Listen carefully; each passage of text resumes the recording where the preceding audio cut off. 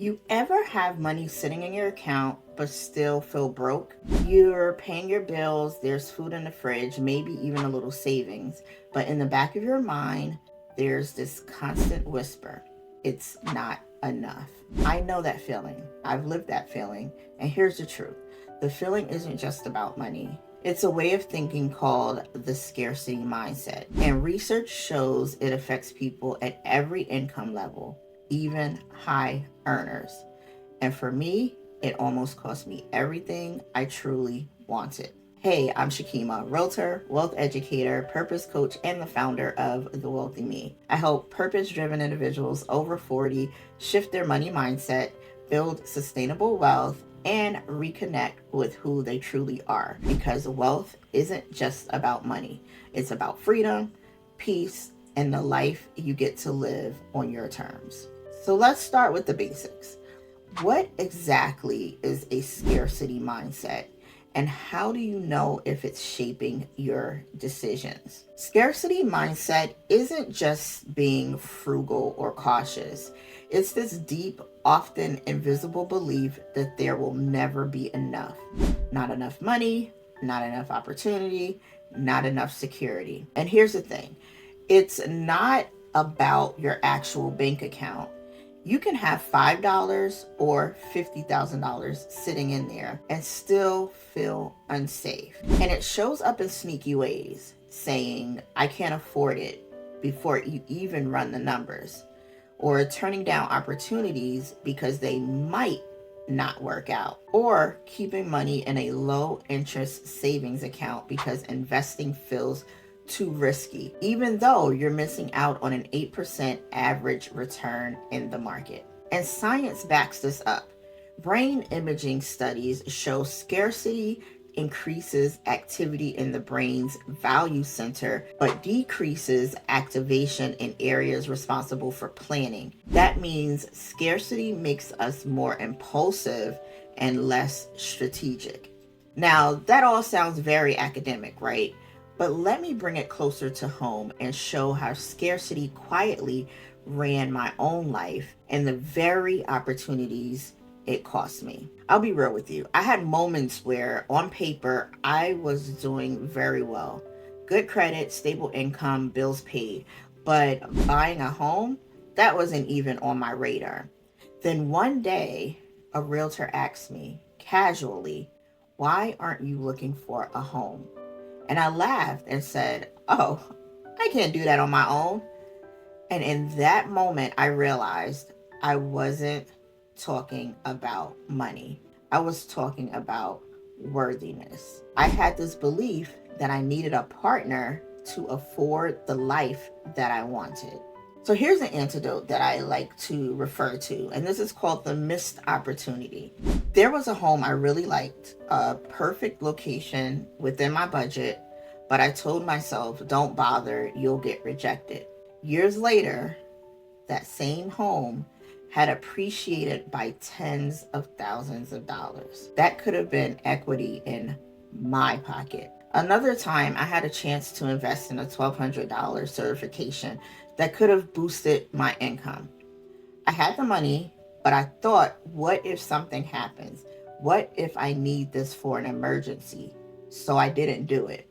And I stayed in the same role, same pay for years. Research shows this isn't rare. Scarcity reduces mental bandwidth. The constant what if loops drain brain power, making it harder to think long term. And I know I'm not the only one, because these aren't just my mistakes. These are myths so many of us were taught, and they keep us trapped in scarcity. Myth number 1, save everything, spend nothing. Yes, savings matter, but without growth, your money is shrinking against inflation. Myth number 2, debt is always bad. Some debt is dangerous, but strategic debt can help you buy assets that pay you back.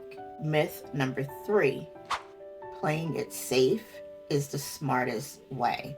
Overplaying safe usually means overplaying small. And it's not just about money. 80% of Americans say they don't have enough time to do what they need or want, a form of time scarcity that drives short-term reactive choices. So if scarcity shows up everywhere, how do we actually break free from it? My turning point was realizing these weren't even my beliefs. They were passed down by people who loved me, but who were operating in survival mode. And I thought, if I keep following their rules, I'll end up in the same place. And I wanted more. And so I made a decision. I wasn't going to let fear be my financial advisor anymore. And that decision led me to 3 powerful steps I still use today. Steps that can help you shift out of scarcity and into abundance. Let me walk you through them. Step 1, awareness. For 1 week, write down every money thought you have. Let's try it now. I saw a conference I wanted to attend. First thought, I can't afford it. Now, I ask, is this actually true or is it fear? This simple check separates fact from assumptions. Step 2, education. Replace some of the negative noise with wealth building content. So whether there be books, podcasts, or mentors, because what you feed your mind becomes your financial reality. And step 3, take small, intentional risks. Apply for that job, sign up for the class, invest in a thing that grows your skills. Research shows that people with an abundance mindset not only report less stress, but also make more goal-directed choices because their brains aren't locked in fight or flight. Once I started practicing these steps consistently, my decisions came from possibility instead of panic, and that completely shifted my outcomes. Today, abundance for me looks like this: saying yes to opportunities without spiraling in fear, investing in myself without guilt, trusting that I'm resourceful enough to recover if something doesn't go as planned. Abundance isn't about recklessness.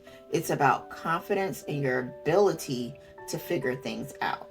And you can start this shift today. The way you think about money shapes every decision you make. If this message connects with you, share it with someone else who needs to hear it. Until next time, I'll see you soon.